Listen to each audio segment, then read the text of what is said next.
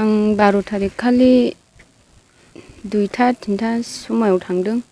Direct आं गुरफिलासिम थांनानै टट' भारा लानानै सेरफांगुरिसिम थांदों। मा जाहोननि थाखाय न'खौ गारना थाङामोन? बिदिनो न'खराव सानस्लाबनो हायैयाव एसे एनै दावराव जालायबाय। आं ओमफ्राय सानस्लाबनो हायैयाव थांनाय जाहैबाय। नोंथाङा थांखांनायनि उनाव न'खराव मानो फोरमायहराखै? दा आंहा सासे रायलायग्रा दंमोन नालाय, दा बिनि खोथा लानानै आं न'खराव जेबो खबर हरनाय जायाखै आरो। बियो बादा हरदोंमोन नामा?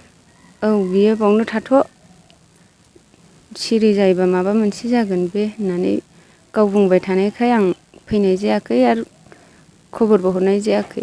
सेरफांगुरिनिफ्राय बहाबा थांबावदोंमोन नामा? सेरफांगुरिनिफ्राय आं जेरावबो थांनाय जायाखै। आं बे बाजेनावनो थाबाय थादों। आदसा, नोंखौ बादा होग्राया बबेनि आरो मा नाम? गामिनिनो राजु। आङो गामिनि सामदासुरि गामिनि गावबुरा आरो आंनि नामा राजा मुसाहारि। आदसा, नोंथांमोननि गामिनिफ्राय दि बावैसो सिगां सासे आइजोआ दि न'खरखौ गारनानै गुबुनाव थांदोंमोन, दा बिथाङा दि फैफिनबाय, बे फैफिननायाव नोंथाङा मा बुंनो सानो? आङो बेखौनो बुंनो हास्थायो, जोङो माखासे बिथांखौ नागिरनायावहाय रायजो राजाफ्रा गोबां खस्थ' खालामबाय आरो नैबे मिडियाखौबो आङो बिथांमोनखौ हामबाय होनदों जोंखौ सहाय सुबिदा होनायनि थाखाय। आरो लोगोसे जोंनि गामिनि आन्दाराव थानाय साबकाटा आउटपस्ट बिथांमोननि दुवारै बिथांमोननि सहायजों जोङो दा जाय आइजोआ गोमानानै दङमोन जों बे आइजोखौ मोनफिनबाय बिथांमोननि दुवारै। आं बिनि थाखाय बिथांमोनखौ हामबाय होनदों आरो। जों मिथिनो मोन्दों बिथांनिफ्राय, बिथाङा दि फोरमायदों गाव गुबुनाव थांनायाव सासे गामिनिनो सासे सुबुङा माने गावखौहाय थांथ'नाङा होननानै बादा होदों होननानै। दा नोंथाङा बे सायाव मा बुङो?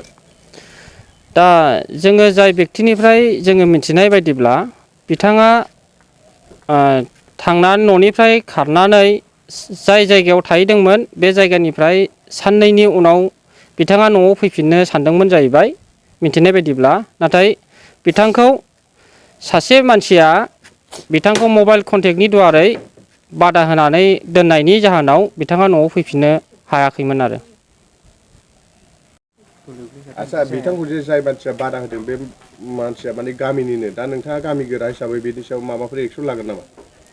दा जोङो गामिनि जानानै, गामिनि रायजो हौवा जानानै जोङो बिथाङा जे बिथांखौहाय मानि थाखाय बेबायदि बादा होनानै दोनबाय थाया, मालायनि हिनजावखौ बिथाङा मानो मालायनि न'आव बादा होनानै दोनबाय थाया, जोङो बेखौ गामि जानानै जोंहा गामियाव माखासे बिसार दङ, जोङो गोख्रोङै जोङो बेखौ जोङो एक्सन लानाय जागोन।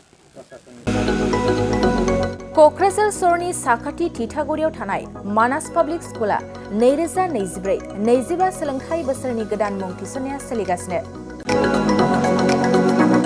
थिथागुरियाव थानाय इंराजि बिजोंनि मानास पाब्लिक स्कुलाव दासान्दि नार्सारिनिफ्राय 8 थाखोसिम गोदानै मुं थिसननाया सोलिगासिनो। बे फरायसालियाव गुन गोनां सोलोंथाइ होनायजों लोगोसे फरायसाफोरनि थाखाय दं मोजां खाबुफोर। थाखो फोरोंथायनि अनगायैबो yoga classes, basic computer education, English speaking skill, maths and science projecting, highly experience faculty आरो स्मार्ट क्लासेसनि खाबुफोर दं।